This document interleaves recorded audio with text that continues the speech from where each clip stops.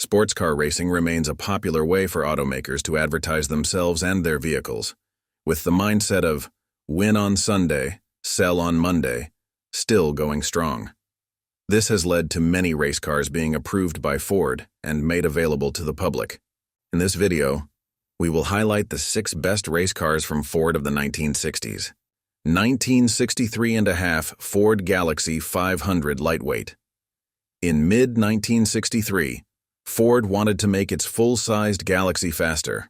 However, regulations at the time stated that no engine larger than 430 cubic inches could be installed in a mid-sized or full-sized car. Ford installed a V8R code 427 engine with a dual Holley 4-barrel carburetor, rated at 425 horsepower paired with a Borg-Warner T10 4-speed manual transmission. To solve the problem, Ford increased performance while reducing weight. All the steel body panels, such as the fenders, trunk, and hood, were replaced with fiberglass, and the steel bumpers were swapped for aluminum, all finished in Corinthian white with red vinyl interior. Additionally, with the 6-cylinder version, the entire frame was replaced with a lighter one, and all unnecessary components were removed. A total of 212 Ford Galaxie 500 lightweight cars were built. 1964 Ford Fairlane Thunderbolt. After nearly a year, Ford followed up the Galaxie 500 lightweight with a similar version for the mid-sized Fairlane. The same 427 cubic inch V8 engine was used, rated at 425 horsepower and 480 pound-feet of torque, paired with the familiar Borg-Warner T10 4-speed manual transmission.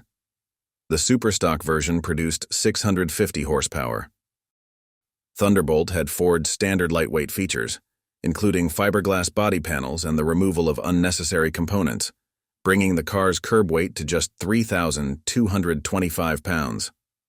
The street version could accelerate from 0 to 60 miles per hour in 4.7 seconds.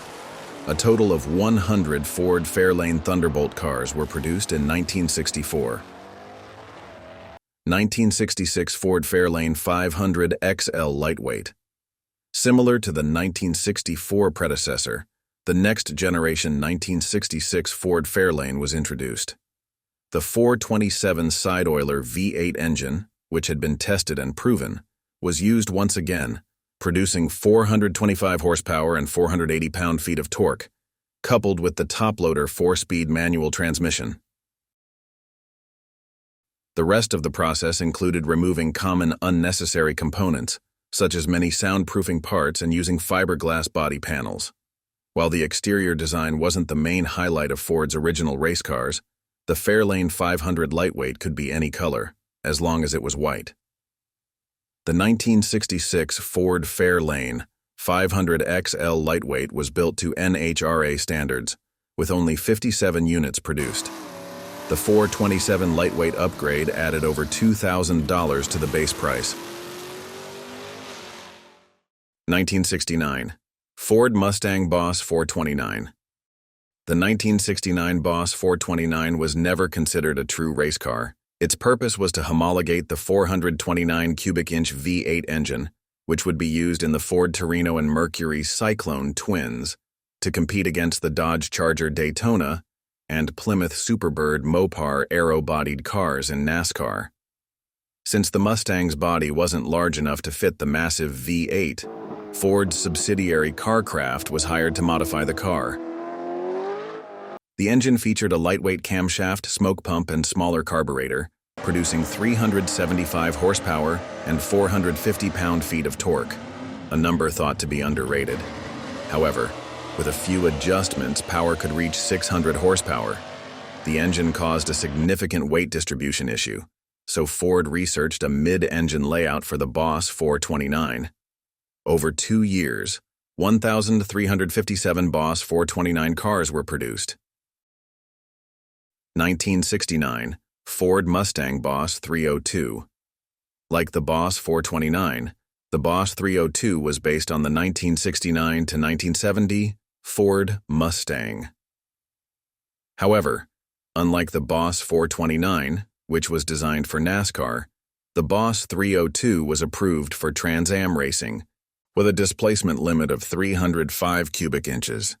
The Ford 302 small block engine was rated at 290 horsepower and 290 pound-feet of torque, mated to a top-loader 4-speed manual transmission with a 3.91 gear ratio.